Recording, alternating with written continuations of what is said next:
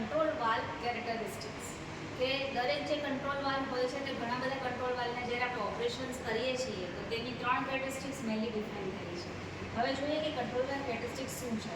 એની definition એવી છે કે it is a relationship between the valves 10 positions and the resulting flow rate. કે તમે કંટ્રોલ વાલ્વને ઓપન કરતા જાઓ છો અને તમને આઉટપુટમાં કેટલો ફ્લો રેટ મળે છે તે તમને કંટ્રોલ વાલ્વની કેરેક્ટરિસ્ટિક્સ બતાવે છે. તેનો જે ગ્રાફ છે કેરેક્ટરિસ્ટિક્સ ઓફ કંટ્રોલ વાલ્વ જે તમને આકૃતિમાં જોવા મળે છે કે અહીં મેં શું કર્યું છે કે 0 to 20%, 40, 60 to 100% વાલ્વને મેં ઓપન કર્યું અને તમને આઉટલેટ ફ્લો 0 to 20, 40, 60 to 100% કેટલો મળે છે at N delta P constant, means કે તમારું પ્રેશર કોન્સ્ટન્ટ હોય ત્યારે.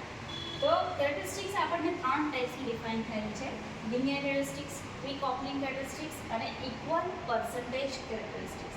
તો લિનિયર કેરેક્ટરિસ્ટિક્સ શું છે તો કે જ્યારે ફ્લો રેટ છે તે ડાયરેક્ટલી વાલ્વ ઓપનિંગના પ્રપોર્શનલમાં, કે તમારો ફ્લો 50% હોય ક્યારે તો જ્યારે 50% વાલ્વ ઓપન થાય તો તે તમને લિનિયર કેરેક્ટરિસ્ટિક્સ જોવા મળે છે. જનરલી તે ક્યાં વપરાતી હોય તો એક સિમ્પલ લેવલ કંટ્રોલ સિસ્ટમની અંદર કે જ્યાં આપણે પ્રેશર છે તે કોન્સ્ટન્ટ રાખીએ છીએ.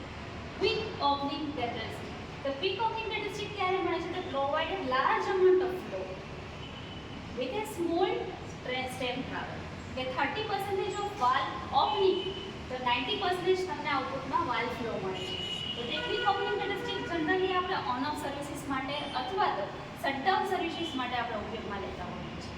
ઇક્વલ પર્સન્ટેજ કેરેક્ટરિસ્ટિક્સ છે કે જેમાં વાલ્વ ઓપનિંગ તમારું જેમ જેમ ઇન્ક્રીઝ થશે તો તમારો પર્સન્ટેજ ઓફ વાલ્વ ફ્લો એ તમારો ઇન્ક્રીઝ થાય છે.